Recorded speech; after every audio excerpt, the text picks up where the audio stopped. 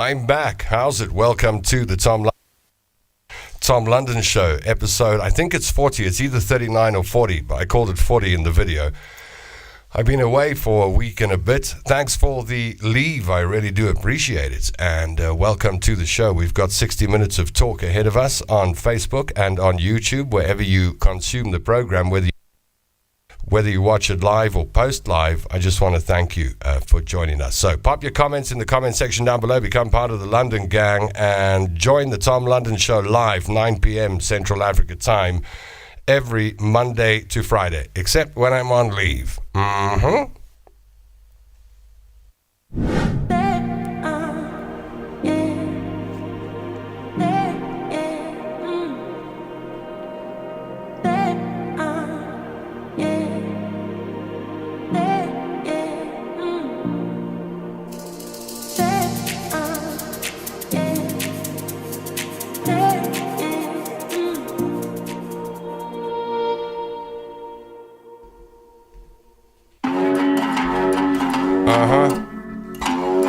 So I just want to say right up front tonight that I got a technical problem with one of the pieces of equipment I work with. I'm not sure which one. This morning I woke up to news that Mercury was in retrograde. Did you wake up to that news as well? Mercury in retrograde? And normally that's when pieces of machinery stop working. Normally that's when the trouble starts. And I saw there we go. I saw the message on Facebook this morning, and I thought, well, nothing of mine is bust, so I'm okay. Mercury can go and jump in the lake. And then I got back tonight, and I had about 40 minutes to plug everything together. So there's an iPad here, there are various phones, there's a laptop, there's an audio processor, there's a mixing desk, there's lights, there's all sorts of stuff to connect. And I connected everything, and then my little earphones that I normally use, these ones which I love, the in-ears, because I used these for good 10 years on talk radio, and then I switched to these when I started the show, and they've got these little rubber things that plug into your ear, and the one has popped off, so I can't pop it in my ears. And it's really that was my first freak out tonight. I've had two freak outs tonight. That was one. And then hands and knees under the couch and the dining room table and everywhere, in the bags, trying to find my little, I don't know what you call it, a Chudimabompi. That's my name for it. And I couldn't find it. So I thought, all right, I'll get the old Sonys out. They're good headphones. And pop them on, and then I plugged everything in, and then there's this intermittent cut on the microphone every 30 seconds or so. You'll hear it every now and then. I just work around it tonight, but it makes things a bit difficult. But we'll do it anyway. So thank you for the leave. I realized 10 days ago or so, when I thought, I got so much work, I'm so tired, I really needed some sleep. I need a bit of a break, a holiday. Most people get holidays, so who do I ask for a holiday? So, I don't have to go to the station manager and ask for a holiday. I just go to the boss, that's me, and say, hey, Tom, can I have a holiday? And the boss said, yes, have a holiday. Then I thought, okay, I better talk to the customers, find out what the customers have to say. That's you, the London gang, and then you said it's okay. So I just took. I've been sleeping nicely. I've been having good sleeps and going to bed early and watching movies. Watched a movie called Upside. Have you seen it? Great movie about a quadriplegic man that's totally depressed and had enough, got all the money in the world, but he can't move below his neck. And he hires an unlikely assistant. Very good movie. I'm surprised I missed out on it a while back. But caught up with that, watched some documentaries, made dinner, visited my friend, did the kind of things I don't normally get to do. So I want to know what you've been up to. I'll tell you what I've been up to, and I'll tell you a little bit about Cape Town. You tell me about you. You tell me how your week and a bit's been. What's been going on in your week? I've been watching Gaynor Schulenberg Is it Gaynor? Who's been up and down to doctors and XY-nologists and BC-nologists and extra-nologists and injections and all sorts of things I'm hearing Gaynor has to have. And I just think, ouch. So sorry you're going through that, Gaynor, and just sending you good wishes. I'm sure all the London gang and people who watch the show will do. So report back, please, in the comment section down below the video. How was your week? What did you do? What did you get up to? And tell me if there was anything special or sad or great or whatever that happened in the week. I'd love to know and find out from you. I am twiddling knobs to try and stop this cut that comes on every now and then. Just cuts the mic completely. But I don't think I'm going to get it right. So we'll just proceed. Okay, let's see who we've got on board and let's see what the London gang has to say for themselves. Okay, Lil Cook is on board and Lil says, how's it? Oh, Lil, I've got news. Seeing as your son is is he still a breakfast show host on the radio station in the UK there? Because if he is, we've just produced, Garth just wrote and recorded a Christmas song. And I know the UK does Christmas songs early. Here we release them quite late.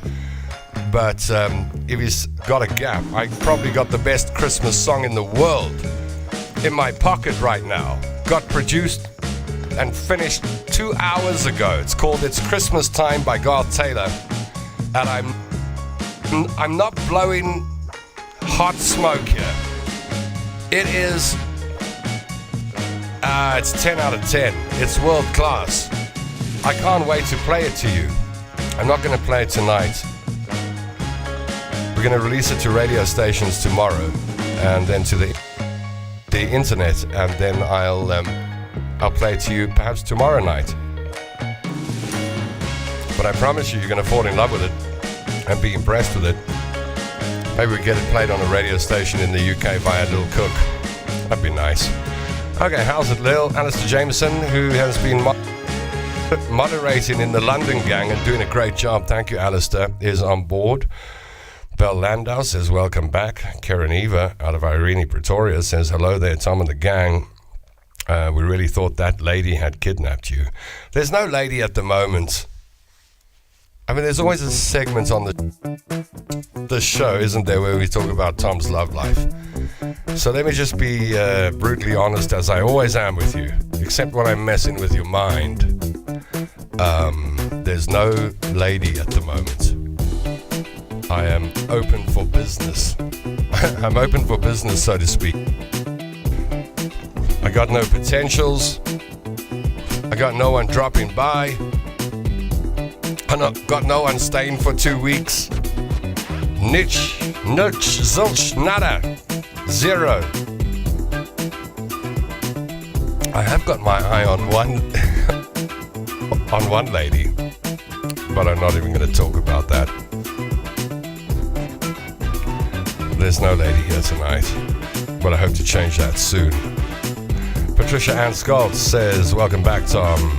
Looking spiffing tonight. No, these are my work clothes. I literally sat there.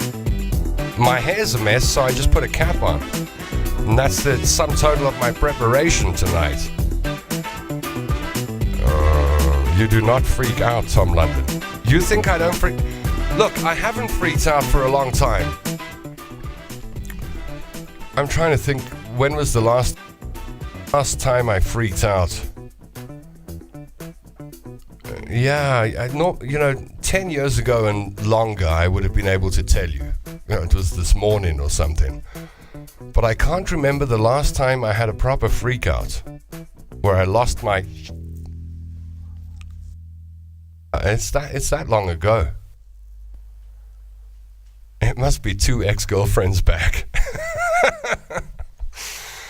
Today I was driving in the traffic, and then some lady, I got a problem with Johannesburg drivers and four-way stops and these traffic lights that are out when there's load shedding. What's so hard about taking your turn? I do not understand this. I don't think it's bad driving. I don't think it's being unaware. I think these are just horrible people. And let me explain what I'm talking about. You pull up to an intersection, the traffic lights might be out, or it's a four-way stop, there's a lot of traffic.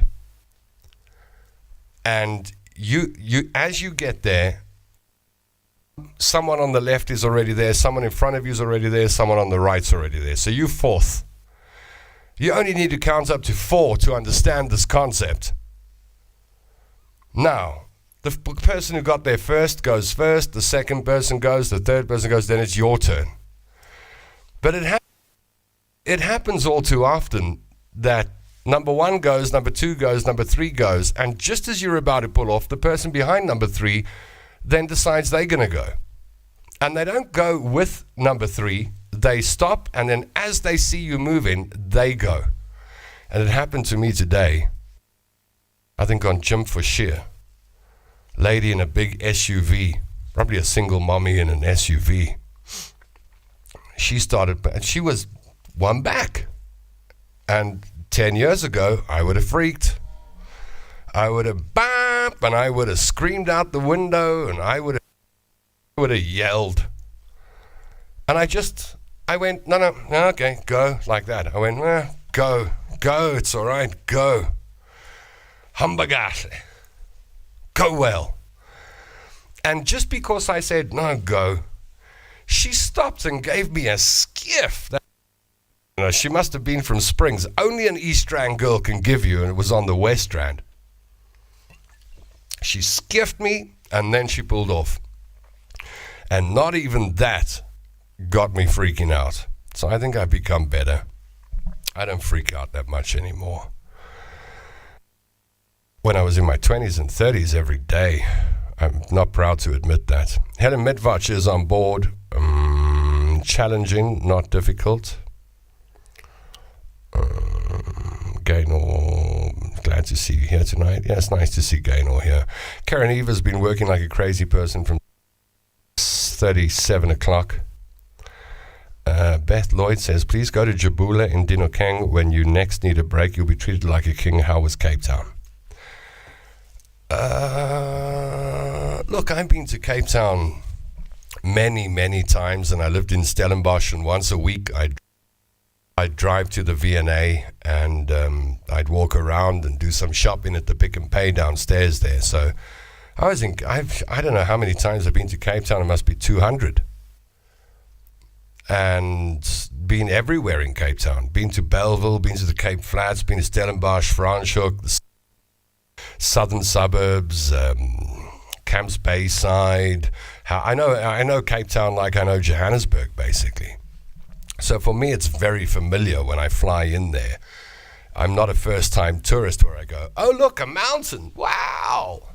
And I'm at the stage with Cape Town where I suppose I'm a bit jaded. When I get to Cape Town, there's no, wow. Although I do go, the air. You can almost smell the salt in the air from the airport. The air smells a little different, and you know, okay, I'm here. I'm in the mother city. I do get that feeling, but I don't have the whole excitement thing going on. So it was a bit of that, plus there was a lot of work. We were performing in 2 nightclubs in one night. So, this is how it works. You get to the airport, you get in a car, you drive straight to the first venue, you do a sound check, you check into the hotel, and I'd forgotten to book myself a room. This booking came in months and months ago, and back then I thought, don't forget to get a room, Tom. And I forgot to get myself a room. So when we went to check in, I stood there and said, Tom, and no. I said, oh, check this name. I said, no. That name? No. Said, okay, I've run out of aliases. Guess I don't have a hotel room tonight. And then they were full. And I knew I wasn't getting much sleep anyway. So I slept on the drummer's couch. just for a couple of hours, because you check in and you've just checked in and you're off to the next venue to do a sound check, and then back to the hotel, get changed, half an hour, bang, into the first venue, perform, into cars, cavalcade, like the president, off to the next place. The next performance is 1 a.m. in the morning in Elsie's River, and finished there about 3:30 in the morning. I was eating curry actually at Dante's nightclub in Elsie's, Belleville, that side. Very nice curry make there. 3 a.m. and then back to the hotel, in the bed by about 5, sleeping by about 6, and then 10 o'clock. Sir, when are you leaving? Hotels love it when you arrive, and they sure know how to chase you when they don't want you anymore. They need to make that bed for the next person. And then it was in a car and off to the V&A. We had a beautiful lunch at Mozambique restaurant overlooking the harbor, and then got a fantastic boat ride. I'm starting to think I need to get a boat and go sailing around the world. The idea never appealed to me, but I started watching YouTube content, and that's dangerous. Start watching YouTube content of people sailing around the world and how cool that looks. And every day now I find myself having a thought, yeah, Tom, maybe you could do that, You get a boat, take the parrots, pile it up with food and water, and head for St. Helena. And from there, off to the Bahamas, baby. That's my first stop. I'm off to the Bahamas. That's the first place I would go. I know the Greek Isles and Thailand and all of those places exist. Mediterranean, lots of places you can moor that boat. But I want to go to Aruba, Jamaica. Ooh, I want to take you to Bermuda, Bahama. Pretty mama. I go straight there, playing Beach Boys music on the boat. So we went on a boat ride. I've been on the Robben Island ferry, and I've been on a harbour boat tour where you just putter around the harbour on Thomas the Tank Engine tug or something. But we went on a really nice ocean-going catamaran Sunday, and we went all the way to Sea Point and then turned around and came back. We went with a company called Waterfront Harbour Tours, I think they're called. Waterfront Harbour Tours, if I'm not mistaken, on the catamaran tour. You're off into the open ocean. It was stunning. And so, yeah, for an hour, you do the holiday thing, and then it's back in a car, and then back to the airport. I got some airport stories. We desperately need new airlines in this country, so there's some competition. I mean, there's only FlySAF Air right now. I don't count Airlink and the others. And Lyft, I don't know. We've got a couple of flights a day. They're not big enough yet. Come on, get on, Novik. So you've only really got one choice when you fly, and that's FlySAF Air. And we had...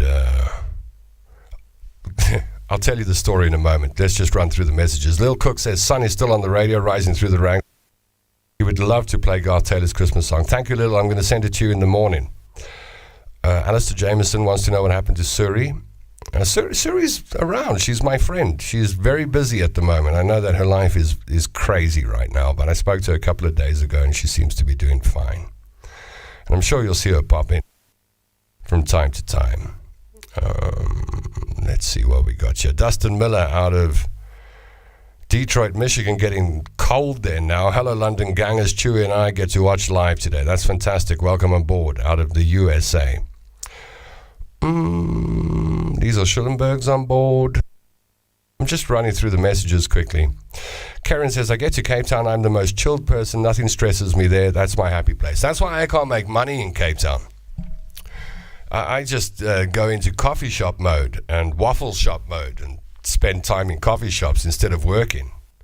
I think it happens to a lot of Joburgers that go down there. They enjoy the lifestyle so much they lose their edge. Josie de Oliveira joins us out of Portugal now. Hello, everyone, and to you, my China Tom. Hope is all is well with the London gang. I think everyone's doing all right. I've seen familiar faces here. Yeah, Kiss, I'm sure, is Aubrey Marais. Rob Naismith is on board. Sorry, I'm late. No problem. Rob, good to have you on board. Tom, if a 16-year-old girl can sail single-handedly around the world in one go, you can sail with a couple of parrots, and then you get yourself some deckhands to help in bikinis. That's what I was thinking. But I wouldn't want too many deckhands. 2 would be fine. Lyft is awesome. Used them a few times and love it. I have never flown Lyft. So I suppose I shouldn't judge. I mean, I do know Gidon Novick, former Kalula boss, is the man there. So, I mean, the guy that ran Kalula is involved in Lyft, then should be a good airline. Okay, well, give me some reviews, Tell me who's good, who's not. Tell me about, rate the airlines if you want. Put it in the comment section down below. Carlos says, I'm flying South African Airways next week. See, they're starting to build themselves back up. Just excuse me working around this audio glitch tonight. Every now and then you're going to hear a pause from me, and that's not because I'm stopping. It's just because the mic cut out and I'm waiting for it to come back. Do you remember one time? I flew one time. Maybe I'm the only person in the country ever flew one time. But I decided to give them a shot. They weren't the best airline to use if you were in business commutes because they didn't have the early flight out of Cape Town. But one day I left a bit later and I took the one-time plane to Johannesburg.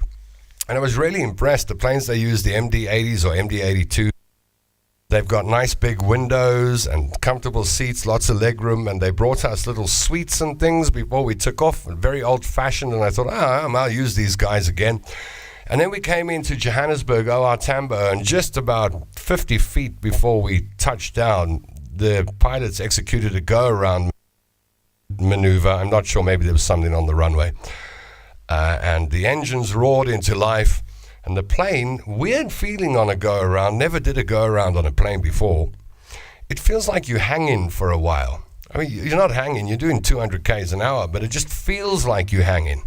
I guess it's the G-forces acting on your body and the way your eyes are looking at things outside, but it just felt like we were hanging. And 200 people started screaming. I think I was the only one not screaming. I was finding all this quite fascinating because I knew what was happening, but 200 people didn't, and they screamed their lungs out. And that was the one time. I flew one time, and they went bankrupt shortly afterwards. The margins in local air travel are very, very thin.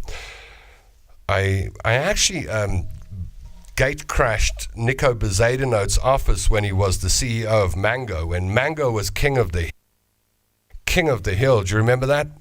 Run by Nico Bezuidenhout. And I flew Mango mostly, and I thought, this is such a well-run airline. I want to talk to the boss. I don't want anything from them. I just want to sit with the CEO of this company for 1 hour of their time and ask them about their business philosophy and how they run the business. That's all I wanted. And so I had an assistant back then. I asked my assistant to ask for a meeting with Nico Bezuidenhout, the CEO. Of course, Nico Bezuidenhout probably didn't know who the heck I was. But he said yes. Went off to OR Tambo, and I was shown into a boardroom. He used to work with his wife back then. She came in. She wanted to know what I wanted. And I said, I don't want anything. I just want to chat to the person who is the CEO of this airline because I want to learn from them. And she said, okay. And then Nico Bezuidenhout came in and he sat with me for 1 hour. We had the most incredible conversation, and he was forthcoming. He showed me the financials. He showed me the costings. He showed me how their business worked. And I was like, wow, they're making 1% or 2% in profit. It's tiny, they're making $50 on a seat or something. The rest of it's going to fuel and taxes and landing fees and all sorts of stuff. So I really thought that Mango was the best airline we had because of Nico Bezuidenhout, who then got poached. I think he went to try and run SAA. That's a poison chalice. And then he was just poached by other airlines. Did I hear right that Ryanair is coming to the country? I think I heard on the news today that Ryanair may be coming to South Africa, going to operate locally. And that's also a well-run airline. Okay, are any of these airlines like Nationwide losing engines on takeoff and stuff like that? That's a hard question to answer, airline safety in South Africa. I mean, the record is great, isn't it? We haven't had, touch wood, a serious commercial airliner crash in South Africa for a good number of years. I mean, the last big one was the Helderberg one in the 80s. And since then, we've had a really good record. We've had a couple of planes go off the runway in what's that place? Plettenberg Bay. I think a couple of airlinks go off there every now and then. But otherwise, our record's good. I think this is just me thinking. The standards in South Africa when it comes to airliner safety are still high. And the aircraft we use, the Boeing 737 400s and 800s, and the Airbus A320s, I think that the others use are very reliable airplanes. So, it's safe. It's certainly safer than crossing the road or getting in a car and driving down the road. But I always, whenever I'm dealing with something mechanical, I know that things can go wrong. So we were lined up to take off at OR on the Saturday morning, and waiting on the taxiway, the pilot came on and said, bad news, folks. OR Tambo are busy calibrating their instrument landing system. We have to wait for them to finish. So, okay, so we waited and waited. And eventually he said, okay, great news, we can go. And we started pulling forward, and then we stopped. And then a few minutes later, the pilot came back on the intercom and said, if it doesn't rain, it pours, man. We have a snag with the aircraft. First time I heard that, a snag. I wonder what snag could it be? And you saw a whole lot of people looking in at a snag. The nervous flyers were like gripping their seats by now. Oh no, we're going to die. And then a few minutes later, he said, we have to turn back and go back to the gate, and the technician needs to come on board. But we didn't turn back, and then a few minutes later, he came back on and said, the snag's fixed. Don't worry, we can go now. And that's when you really saw 200 passengers go, what? No. But once those doors are closed, you belong to the airline, don't you? And off we went to Cape Town. So that was the way down. And then the way back, got there nice and early, get through the gates, look for the boarding gate for later, and go to the Wimpy, but I see on the screen, delayed for 4 hours. You know what it's like to sit in a departure hall in an airport for 5.5 hours? There are only enough Wimpy chips and hamburgers and milkshakes you can eat in that time. It gets very, very boring.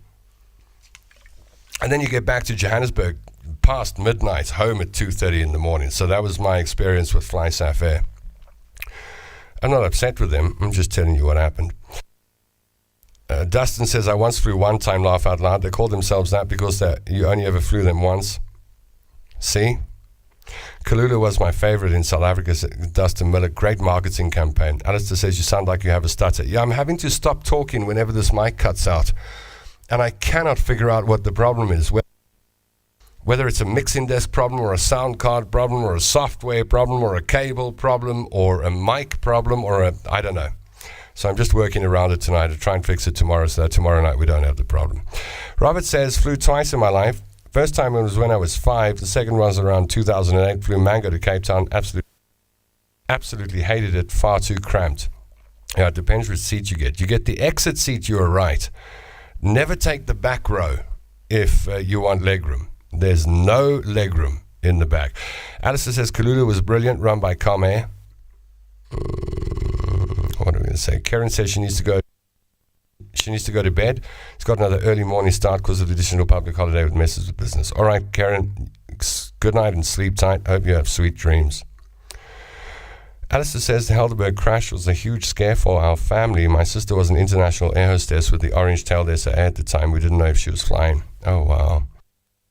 That's got to be really nerve-wracking. Okay, Barry Bowditch says, welcome back, Tom. Some airlines I flew on, Flightstar. Okay, I'm not familiar with Flightstar. Nationwide, one time, Mango, British Airways, Kulula. We've had 3 major crashes.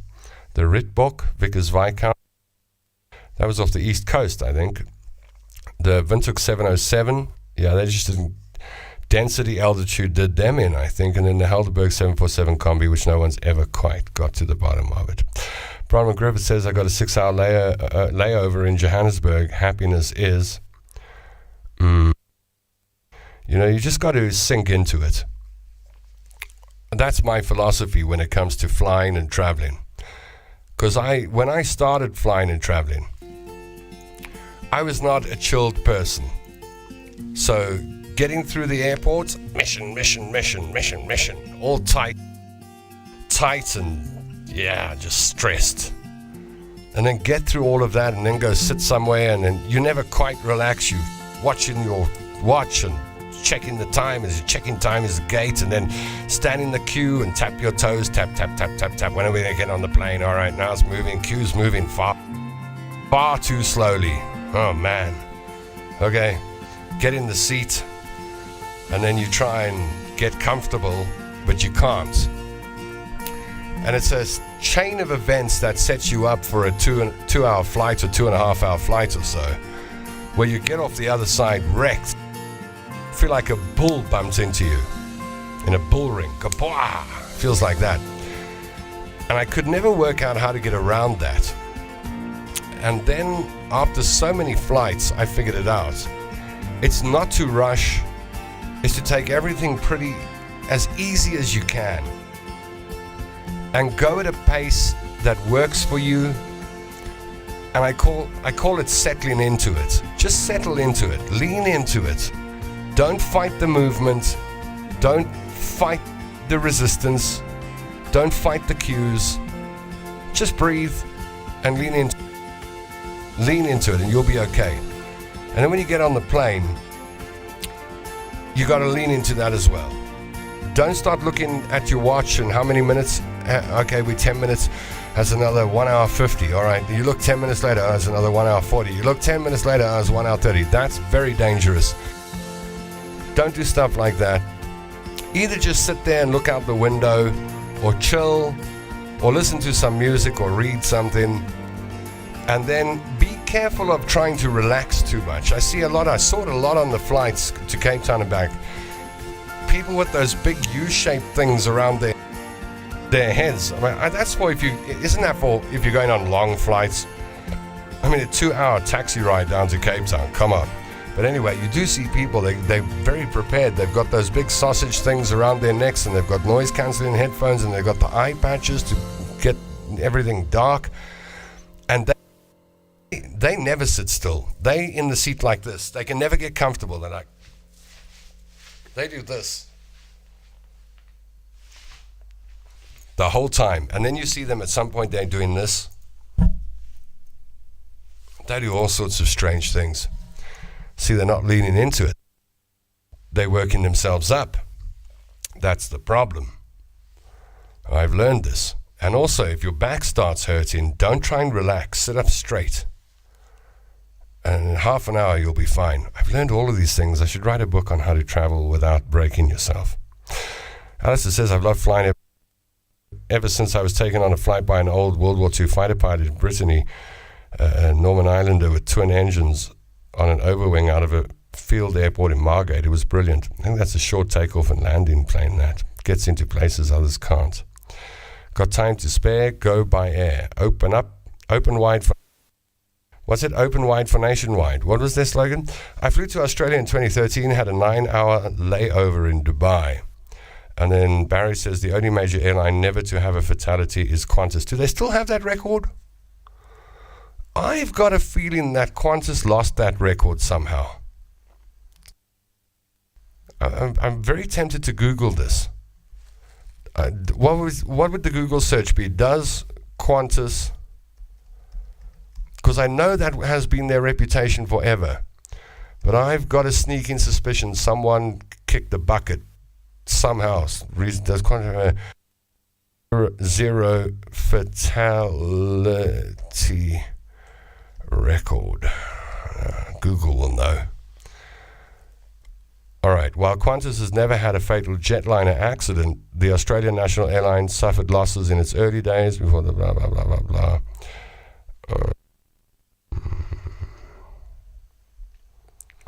Since the jet age began in 1959, Qantas has recorded no fatalities.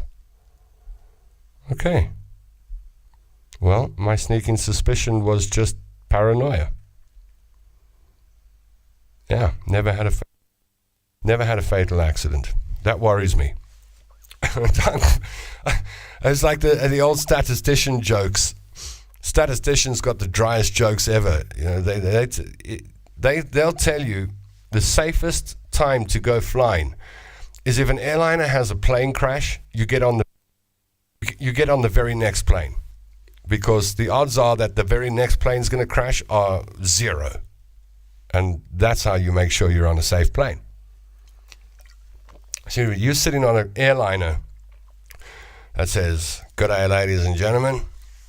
Welcome aboard the national carrier. And we're proud to report that we've never had a crash."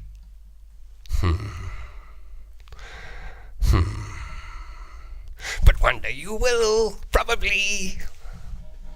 And I don't want to be on that plane. You'll be sitting on that plane thinking, thank goodness I chose the airline that's never had a crash. Up to now. And today's your day. Yeah. Best to jump on the flight straight after the plane crash. That guarantees you your safety.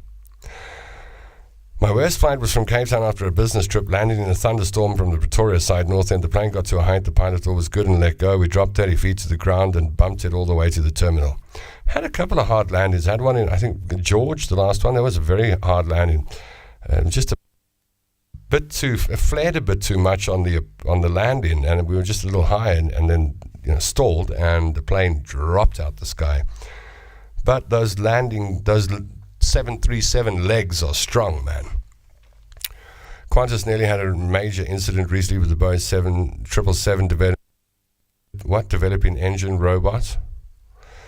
Yeah, I know about that. I follow all of these things. I'm an aviation nut, so I'm always watching these videos. There's a great channel on YouTube called Mentour Pilot. It might be it's Mentour. You search for that. He analyzes not just plane crashes, but near misses and reports, anything that could have gone wrong. Are we talking about flying tonight? Is that what we're talking about? I mean, you've picked the direction. It looks like we're talking about planes and flying and stuff like that. I've had a couple. I remember flying out, I think it was on the old SAA, well, old, 10 years ago or so. Flying out of OR Tambo, and then there was a problem with the landing gear or the flaps or something. Something wouldn't come up that was supposed to come up. And we flew around for 1.5 hours. We had a great tour of Pretoria and Kempton Park. We did about 10 circles over Kempton Park. We did about 10 orbits over Pretoria. And I really got to see Pretoria and Kempton all at low altitude, and then we landed back at OR. Once, I don't know if I've told you this, I once flew all the way to Cape Town, got there, 2 attempts to land, and then the pilot said, sorry, we're flying back. So we flew all the way back to Joburg. I've diverted from Joburg to Cape Town and landed up in Port Elizabeth for the night. Had an engine go on one of the airlines, I think it was Kalula, coming up, taking off out of Cape Town International. We diverted to George and landed on one engine. Been in the worst thunderstorms where people are screaming and crying. Had passengers next to me grab me, hold on to me for dear life. Seen people cry, see people pray to God. Seen everything on a plane. Watched a guy once, as the plane landed at Joburg International, as it landed, and they were still pulling reverse thrust and the brakes. This guy got out of his seat in the back row of the the plane, and the braking effect had him running at triple speed down the aisle. He was like a bullet flying from the back to the front. And I thought, what the heck is going on here? And then he did a very short left into the toilet and he slammed the door shut. So he obviously had a bit of a problem and he needed to go really badly. I've seen some things. I've seen people get arrested. I've seen people start hitting each other on planes. I've seen a lot. All right, let's see what I think. Someone left a voice note for me while I was away. And I might cut the show a little short tonight because of this technical problem. It's really, really tricky to broadcast with. Let's see who. Mr. London, please come back. We miss you. Oh, that's from a couple of days ago. That's Tammy Singh. Tammy Singh. Can't have Tammy Singh without playing Bad Bad Baby. So here we go. Oh, that's not it. That's better. Laura, my cousin Laura's on board. Hi Tom, hope you're well. How's it, Laura? I am well, thank you. Helen says, I hope you are too, and hope things are going well your side. Worked at SAA when I was 18 and flew to London, sat with the night crew in the cockpit, then sat behind the captain as we landed in Heathrow. We had to circle for 20 odd minutes. There was so much traffic, it was very cool. Oh, I've got a London story. I was traveling on Virgin Atlantic, and it was Virgin Atlantic's very first flight out of South Africa. The very first flight. And the night before, because we flew the next day, we were delayed. But the night before, they said, there's a problem with the engine. We need to fly a part out from London. And you can either jump on a BA plane or you can get a hotel room in a 4-star hotel and we go tomorrow morning. I'd never been in a hotel before, so I was like, I'll take the 4-star hotel room, thank you very much. And the next morning we flew out. It was a day flight and we were going to land in London at, 10 o'clock at night or something. And because it was the inaugural flight out of South Africa, there was a lot of booze on the plane to celebrate. And there were only half the passengers. So I grabbed a whole row of seats at the back of economy and I pushed the armrests up and I made a bed with some cushions. And then I put all the tray tables down. Was in my 20s when I was a bit reckless, and I called the air hostess and I said, look, I'm going to be asking you for whiskeys the whole night or the whole day, and you're going to have to run up and down. Can't we make a deal? You just bring me a whole lot of those little bottles of whiskey, bring me a big thing of ice, and bring me water. And she did. And I don't know how many mini bottle things of whiskey I had, but there were a lot. And I drank whiskey all the way to London. All the way. I just docked on that Virgin Atlantic flight, lay in that bed, watching movies, dopping whiskey. I didn't realize how much I'd had to drink until I saw all the empty bottles. And we landed at Heathrow, and they said, all right, everyone can get off now. And I was sitting in my chair with this sudden realization that my legs weren't working anymore. And I thought to myself, I can't get up. Let me try. Nope, they're not working. Oh man, I must be drunk. Badly. So everyone left the plane except me. And I was sitting in the back row trying to figure out when my legs would start working and I could get up.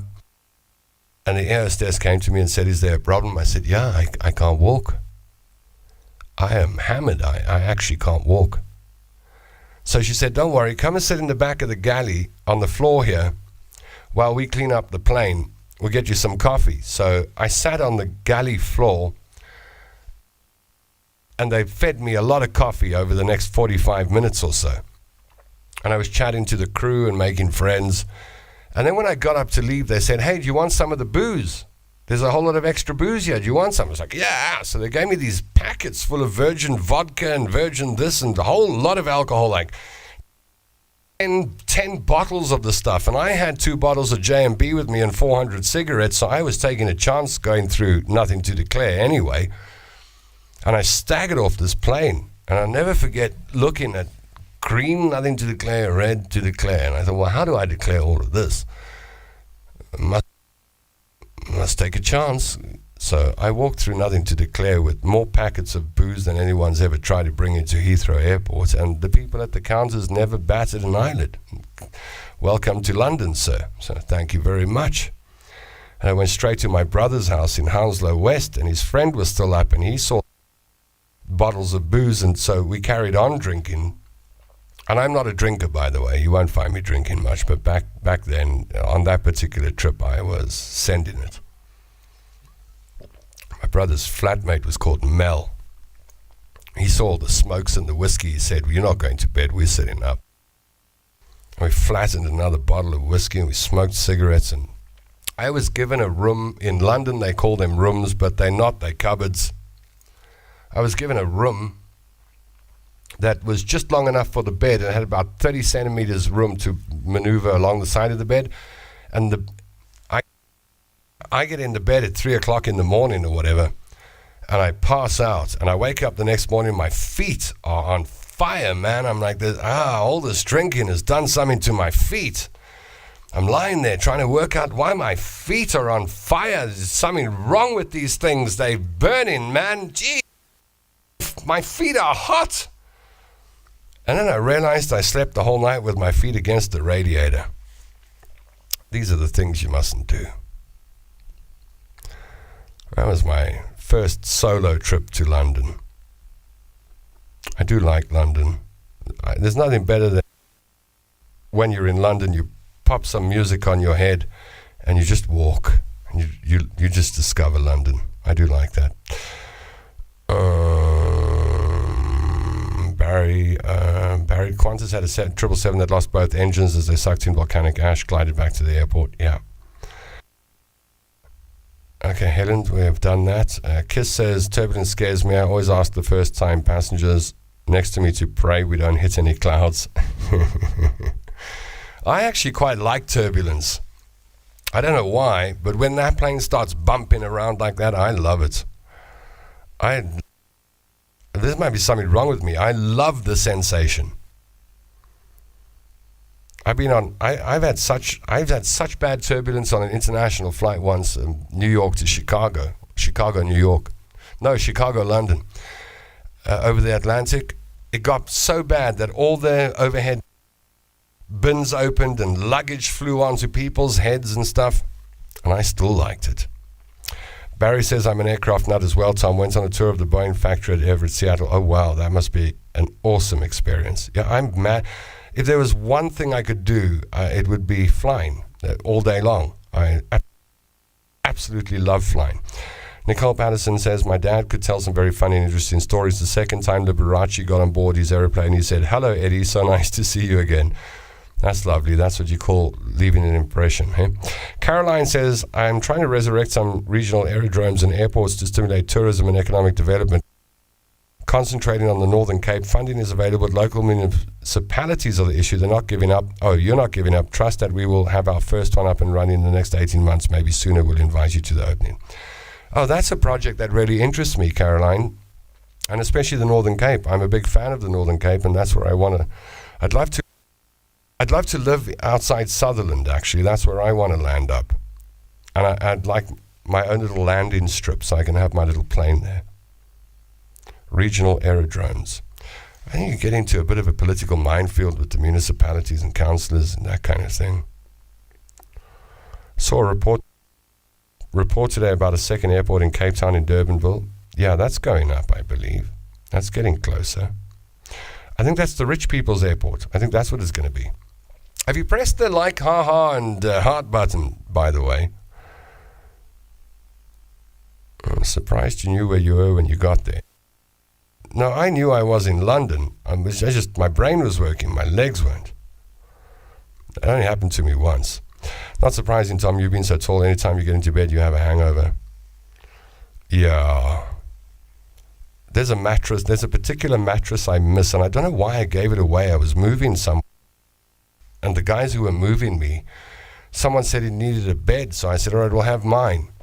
That was a very stupid move, because I had another bed, but it wasn't my bed that I used. I gave him my bed. I don't know why I did it.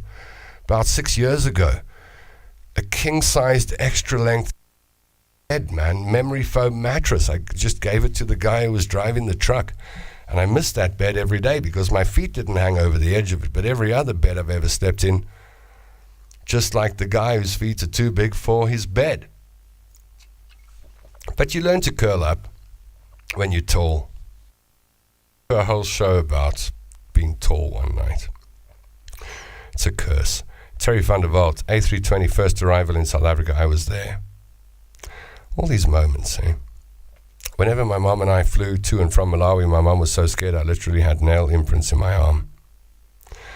I had a passenger coming out of Cape Town once, young ladies, came and sat next to me, and I saw her starting to recite the Lord's Prayer when we were taxiing off to the runway.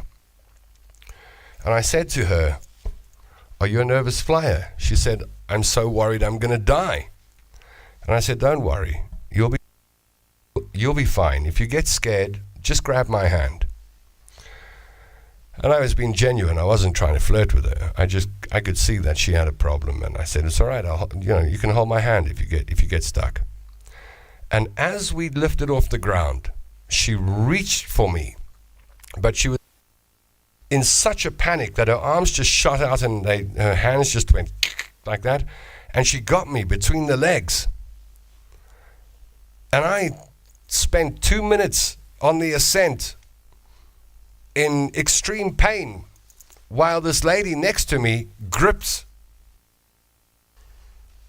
the crown jewels. It's a true story. I was stuck. I didn't know what to do. My pain was helping her. So I just let her squeeze the heck out of me. And after about 2 minutes, she came to her senses and apologized and blah, blah, blah. I was like, "It's all right, Angel. At least I got a story to tell now. I'll save it for the Tom London show in about 10 years from now." That is cool. I'll get in touch with you. This is Caroline. Thank you. Yeah, that's my dream. One day I'm going to land up in Sutherland. I'm going to build the world's first 5 billion star hotel. Luxury hotel. That's my dream. My dream is to build the world's first 5 billion star hotel, catering to the luxury market and astro tourists and photographers and what do they call them? Experiential tourists or something. That's where I want to be. You're on a roll tonight, Tom. Love it. Am I? I'm just talking. I'm just hoying attitude. I should have a smoke if I'm going to be hoying attitude. I did say I'd cut the show short, but why not go another couple of minutes? This is possibly the most technically difficult broadcast I've ever done in my life with this microphone that keeps cutting out. I hope it's not irritating you. Yeah.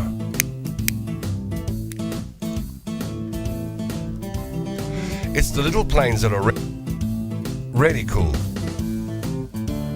The little planes can give you a lot of grief. I remember going on my first microlight flight out of, I think it was Microland, Bupsfontein side, East Rand of Johannesburg.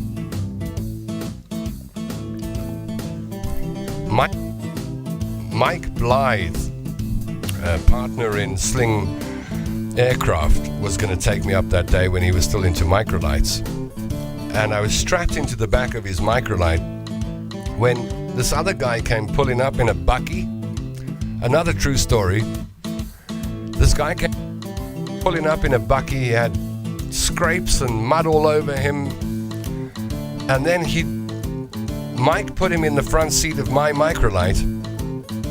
And I heard him say, "You have to get back on the horse immediately." And I thought, what does that mean? I was a little bit nervous. Here's a strange guy going to fly me now, and I just hear someone tell him, "You need to get back on the horse immediately." What does that mean? So as we taxi into the runway, I say to him, what did he mean by get back on the horse? This is through the headset, right? What did he mean by get back on the horse immediately?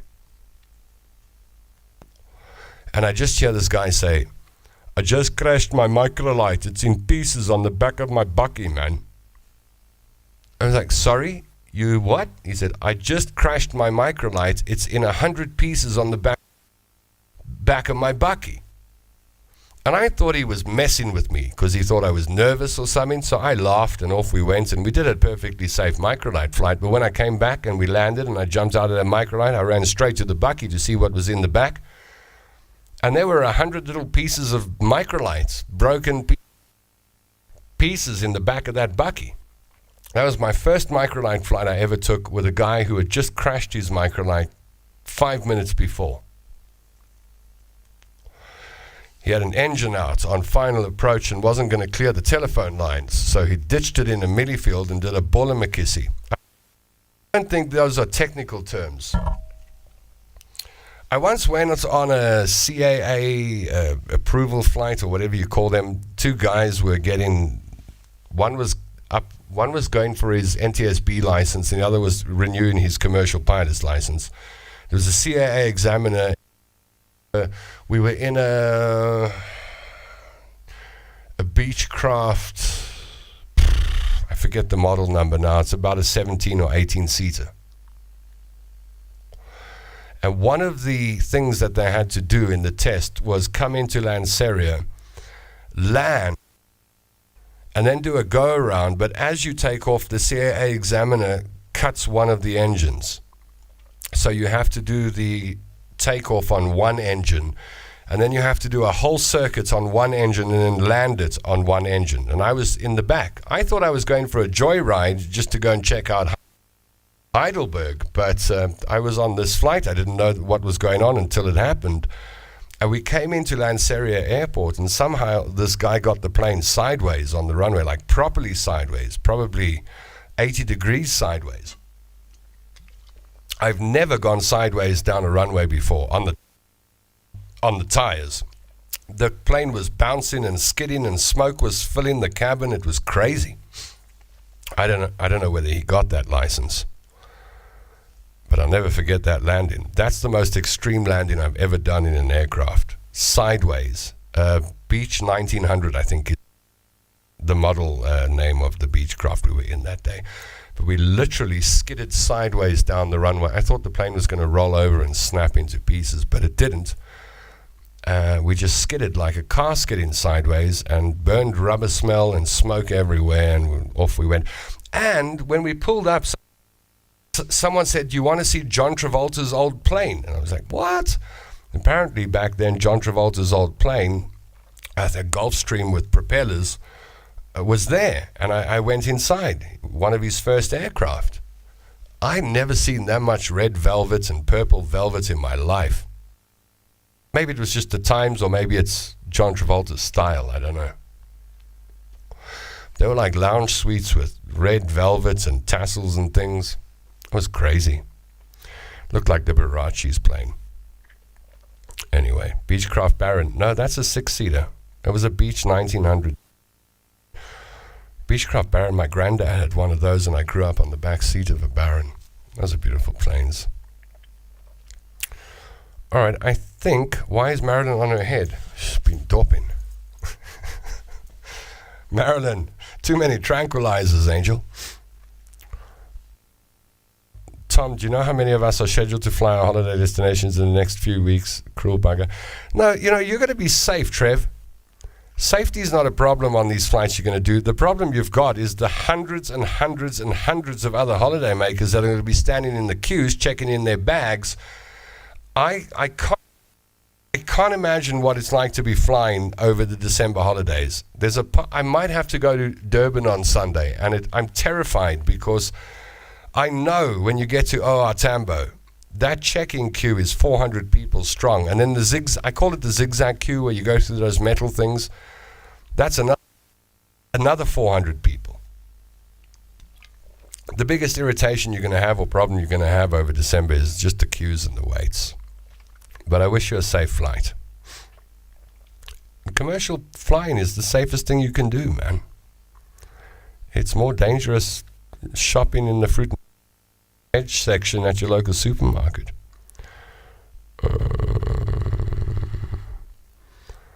Alright, what else we got? Hey Tom, thanks for the super program tonight. Go to Cape Town next week. Can't wait. Sleep well all night, says Carlos. And I think that's where we leave it tonight. I just wanted to cater with you this evening. have a bit of a chat, try and work past the technical problems we got, and wish you a good night. So, firstly, thank you for the leave. I'm going to be taking some more leave off in December, and then coming back in the new year full force with the program. And we're going to do the Christmas show, remember, 24th. If you haven't got anything to do, Christmas Eve, come and spend it with me. We're going to have a virtual Christmas on the Tom London Show, 24th. Make a date, and make sure you join me on that. 24th of December, Christmas Eve, I'll be doing a Christmas Eve broadcast. For anybody that doesn't normally celebrate Christmas Eve, or you don't have anyone to celebrate Christmas with, come and spend it with me. We'll do an hour or two where we have a Christmas show. And what we'll do is we'll match our eating time. So you prepare dinner and I prepare it. We'll organize all of this, right? So you cook your, I cook my food, and then we're going to sit down and we're going to eat, and we're going to make calls, and we'll do all sorts of great stuff. So tomorrow night, with a bit of luck, I need to ask Garth, of course, I'll be playing It's Christmas Time on the show, and I strongly suggest that you tune in for it, because the song is just tops. So, until then, I wish you a lovely evening. I hope you have sweet dreams. I hope your belly's full, you got a bit of money in your pocket, and that you're not in pain. And I hope someone was kind to you today, and I hope you got an opportunity to be kind to someone else. And remember that this is a landing pad for you at the end of the day, or any time during the day, to come to and just breathe with us and celebrate friendship and kindness and all the good things in life as we create a London gang together. Please remember to press the like, the heart and the ha-ha button. If you don't, I won't love you as much as the others that do. And come back and join me again tomorrow night. And we'll run a topic tomorrow night. How's that? I'll put some content on. Christmas Eve, I think we're going to start the show at about 7 p.m. It will be an earlier show, not a late one, all right? So make a date for that. 24th of December, Christmas with Tom London and the London Gang, Christmas Eve together, a virtual Christmas. Tomorrow night, the Christmas song by Garth Taylor, It's Christmas Time, and a bit more on your Facebook feed and your YouTube channel. Thanks for joining me. Until tomorrow, I'm Tom London, and I miss you. Damn it, I miss you already. Change.